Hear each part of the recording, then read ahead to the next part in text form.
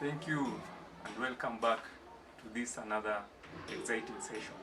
We have looked at withholding tax and we said that withholding tax is a tax that is deducted at the source before that payment is made.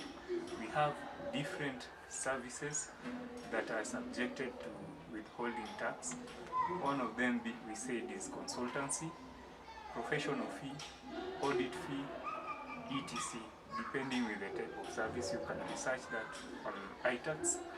We have also said that for withholding tax, you have to know there are two people involved, the withholder and the withholdee. The withholder, as the name suggests, this is the person who holds that tax and remit to KRA on behalf of the withholdee, while the withholdee is the person who will receive the amount of the service offered less that percentage that has been withheld. We said again that for withholding tax, you have to subject it. It's not a final tax, and you have to declare that as you file your return for the withholdee. And then we have said the deadline for filing the withholding tax is normally 20th of the following month for the withholdee. Let's now join another different category of tax that is called capital gain tax. Of course, capital gain tax is a tax that is levied on transfer of properties situated in Kenya or acquired on or before January 2015. It is declared and paid by the transferor of the property. The rate of tax has changed from 5% to 15% of the gain, effective January 2023.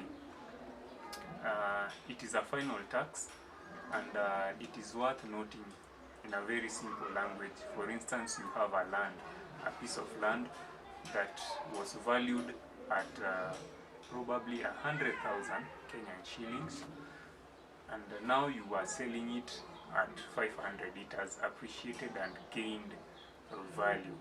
So for that appreciation that has gained, you are supposed to subject it to 15%. But it is also worth noting, before you calculate the 15%, in that process of selling that land, you might have incurred some allowable expense. What do we mean by allowable expense? These are expenses that are allowed for tax purposes. I know I've repeated the word wholly and exclusively for the generation of business income. So you have to less, like for instance, you incurred in advertising costs for you to get a client. That cost you are allowed to less. Maybe for that land you have done some improvement on it. You have tarmacked, you have put in feeder roads. You incurred cost, of course. You also have to factor that in and less that amount. Then from those amounts that have been less, you can now subtract to find the gain, and that gain is subjected to 15%. Then how do you make this payment? You go to iTax and register that payment under the payment tab. From there you will follow those instructions and then remit the payment slip and then pay that to KRA. That is for the transfer. This tax is final. It is worth noting final. That simply means after you are done making the payment, you don't have to declare it anywhere else. My name is Hilary. You can contact me if you want capital gain tax.